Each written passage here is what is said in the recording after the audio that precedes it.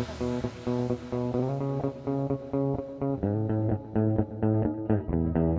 fait, j'ai commencé avec le graffiti, j'avais peut-être 13 ans à Montréal, 15 quand ça a été un petit peu plus sérieux, là. J'étais bien actif dans ce milieu-là, puis j'ai toujours été intéressé beaucoup par la scène visuelle, les arts visuels. Mais le graffiti, ça m'a beaucoup intéressé parce que c'était une scène qui était très stimulante, qui était valorisante, c'était une scène qui supportait beaucoup, puis je trouvais qu'il y avait un bon moyen là, d'aller se valider artistiquement là, dans un domaine. J'étais très actif là-dedans pendant quelques années, et puis ça m'a éventuellement amené à d'autres choses, des contrats, des trucs comme ça m'a amené à ouvrir un peu mes horizons au niveau visuel. J'ai eu des belles expériences, j'ai eu beaucoup d'apprentissage à travers tout ça. Et puis il y a beaucoup de cours qui ont débloqué aussi pour les canettes, les graffitis ici à Sherbrooke. Puis éventuellement, l'idée m'est venue de partir le Octoshop.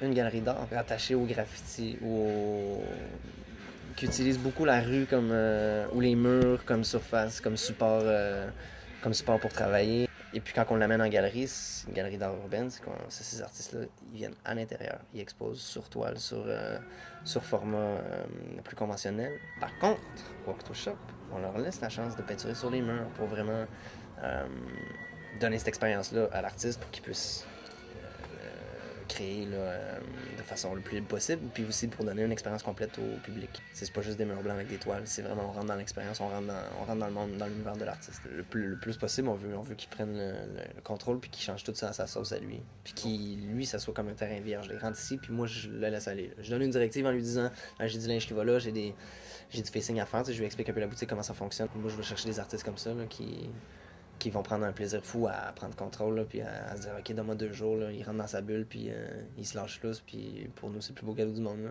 Puis on change ça au fur et à mesure. La boutique, elle change comme ça au fur et à mesure. Aux 2-3 mois, on repeinture en blanc, puis on laisse place. On invite un nouvel artiste à venir présenter ce qu'il fait. Je choisis des artistes qui, selon moi, représentent bien le créneau. C'est des artistes professionnels dans ce milieu-là qui sont en mesure de présenter quelque chose en galerie. Fait que c'est pas juste n'importe quel graffeur qui peut venir présenter quelque chose. Il faut que ce soit quelqu'un qui a du contenu, quelqu'un qui est bon, qui est crédible. Puis je sens que je suis assez conscient de ce milieu-là pour faire des shows qui sont éclairés, présenter au public quelque chose de diversifié.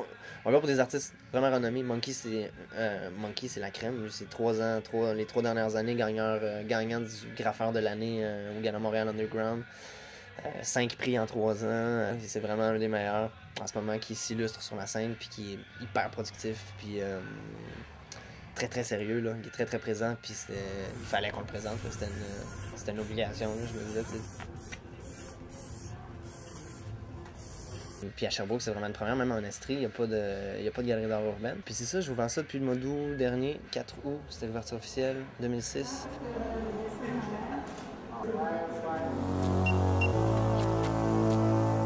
On commence à faire une propre compagnie de linge, là, sans prétention. On a un petit nom en arrière de ça, mais c'est plus des patterns personnalisés, des trucs comme ça, ou des séries préfaites.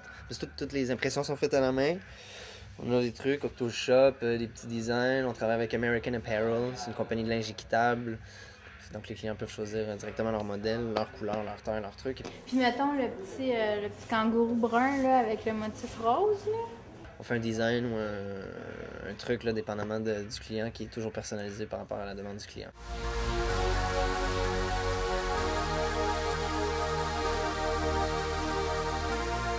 Il y a des ateliers qui offrent l'opportunité à n'importe qui de pouvoir faire une initiation au médium. Là, on offre 2 heures de formation, étalée sur du théorique puis sur du pratique. Je dis pas qu'en 2 heures, tout le monde est un Picasso, mais tout le monde peut comprendre de quelle façon est-ce qu'on y arrive, de quelle façon est-ce qu'on fait des belles petites lignes, comment est-ce qu'on remplit sans que ça coule, comment est-ce qu'on fait des beaux petits points, des belles lignes précises, c'est quoi les jets de distance qui permettent les différents jets.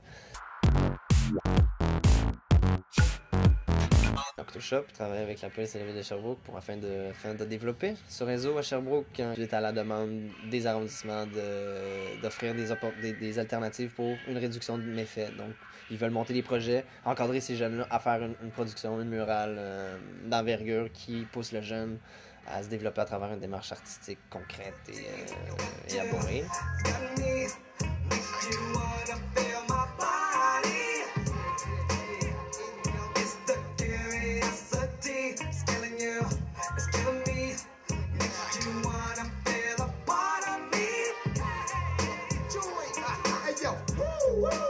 elbows gone loco. Watch the popo, I spit it like a Trey Ocho.